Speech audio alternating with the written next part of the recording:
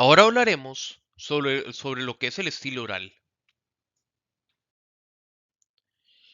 Primero, hay que adaptar el lenguaje al propósito del discurso, la audiencia y la ocasión. Recordemos lo que estábamos viendo en la presentación anterior, en lo que sería la retórica, de cómo es importante visualizar a la audiencia, visualizar qué es lo que quiere, visualizar sus necesidades, tratar de tener pues una gran comunicación con estos. Utilice un estilo familiar, nosotros, nuestro, palabras entendibles para la audiencia y use oraciones cortas y simples. Trate de no utilizar un idioma muy complicado o información muy complicada o datos que sean altamente, por decirlo así, complejos. Mejor no utilizar ese tipo de información, sino más bien utilizar el lenguaje más sencillo para que sea más entendible. Utilice pronombres personales y plurales. Al utilizar los pronombres personales en plural, como nosotros o nuestro, creamos una relación con la audiencia fomentando una impresión de respeto por ellos como participantes de la situación retórica. Quiere decir que de alguna u otra forma generamos en ellos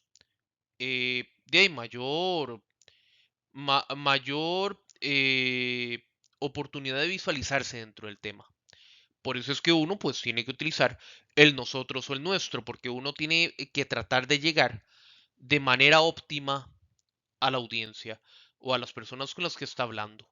Y una forma de llegar contundentemente pues es mostrándose como una persona familiar ante ellos.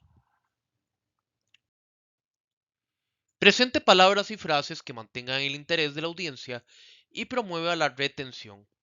Utiliza adjetivos y adverbios coloridos que apelen a los sentidos. Bueno, ¿a qué se refiere esto? De alguna u otra forma, generar una información que sea muy llamativa. Desde el título, que tiene que ser un gancho para el lector o por ejemplo, para la persona que está observando el tema o la presentación. eh, Como también en los adjetivos que utilizamos y adverbios, que realmente llamen la atención.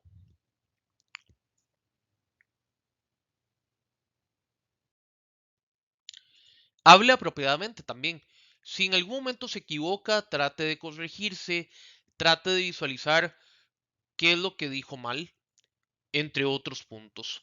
Trate también de acomodarse al tema, trate de no desviarse y eh, trate siempre de lograr dar sus puntos de vista dentro del tiempo determinado. Use un lenguaje que se adapte a las necesidades, intereses, conocimiento y actitudes de los oyentes y evite un lenguaje que afecte a los miembros de la audiencia. No utilice lenguaje estereotipado ni lenguaje que vaya a afectar a ninguna de las distintas personas que estén dentro de la reunión. Y trate de desarrollar un sentido de conexión. Trate de conectar con las personas, de conectar con la gente, digamos que de alguna u otra forma, de comprometerse más.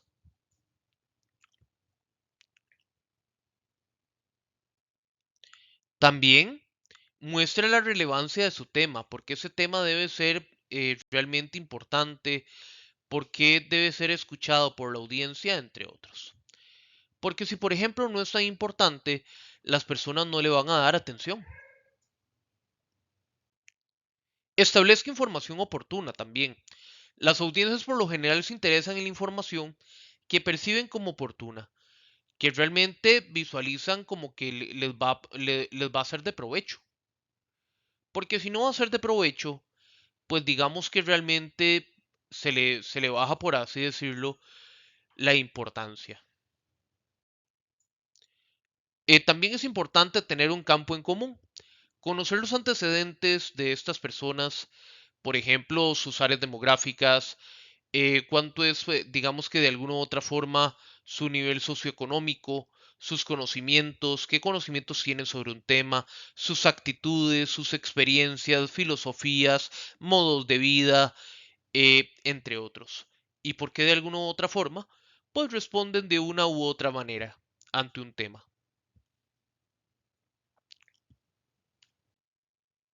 También busque tener credibilidad desde la parte, digamos que, de expositor, porque esto va a ser muy importante.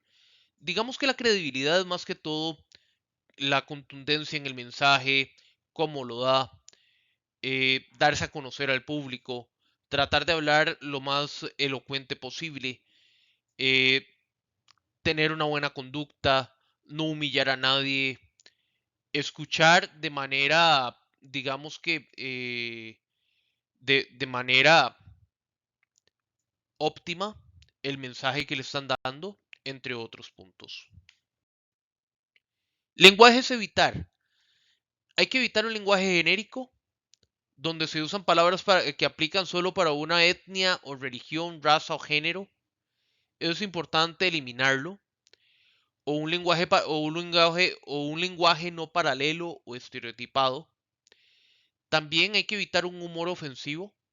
Evite utilizarlo ya sea con bromas u otros y trate de que su mensaje llegue de buena forma.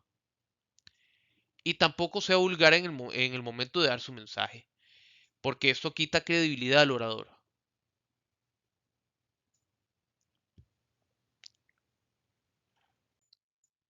También tenemos lo que es el argot y la jerga. El argot, pues es una terminología de un área o profesión que suele no ser entendido por otras personas o que es foráneo.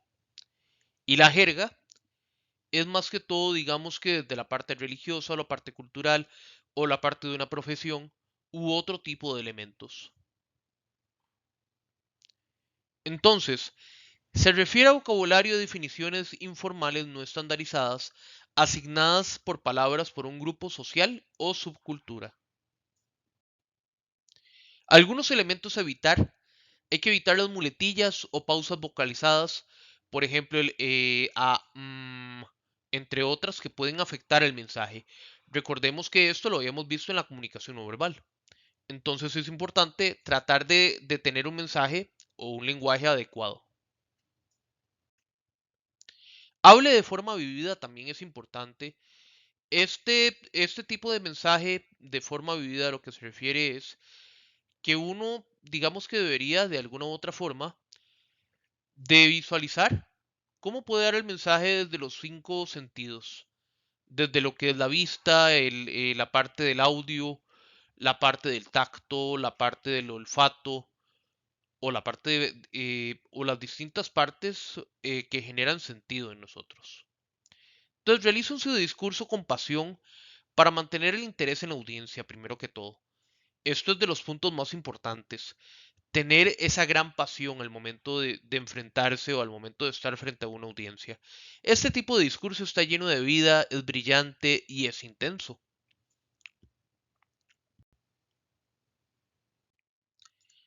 También utilizo el lenguaje sensorial. Este lenguaje está enfocado en los cinco sentidos porque apela a ver, oír, probar, oler y sentir. Básicamente tiene que estar dentro de estos cinco elementos. También tenemos lo que son las figuras retóricas, que estas se pueden utilizar o son muy utilizables en lo que es la parte de este lenguaje. Lo que es el símil, cómo se asemeja a, es parecido a. La metáfora, por ejemplo, labios de rubí. La analogía, que es una metáfora extendida, por ejemplo, el, el timón es al barco como la manivela es al auto. O el capitán es al barco eh, como el chofer es al automóvil, por decirlo de alguna manera. Entonces, esa podría ser una analogía. Luego tenemos la aliteración, que es la repetición de sonidos consonantes, como Pablito clavó un clavito, entre otros. O otra analogía podría ser, el timón es al barco, como el líder es a la organización. Y tenemos también la asonancia, que es la repetición de sonidos vocales en una frase o frases. Ojo con los Orozco.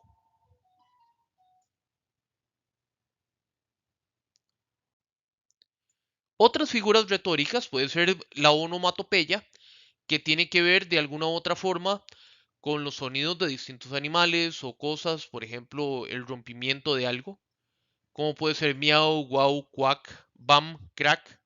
La personificación, que es el darle, pues, digamos que elementos o quizás habilidades a de ahí, eh, algún tipo de objeto o animal u otros. Entonces, esa es la personificación. Y luego tenemos la repetición, que es repetir palabras, frases o enunciados para darles énfasis. Por ejemplo, eh, que eso era muy común, por ejemplo, en el 2018, la, eh, la frase trabajar, trabajar y trabajar. Entonces, digamos que eso era una repetición de palabras que se utiliza desde la parte retórica para darle más contundencia al mensaje. Luego tenemos la antítesis, que es contrastar dos elementos en una misma oración.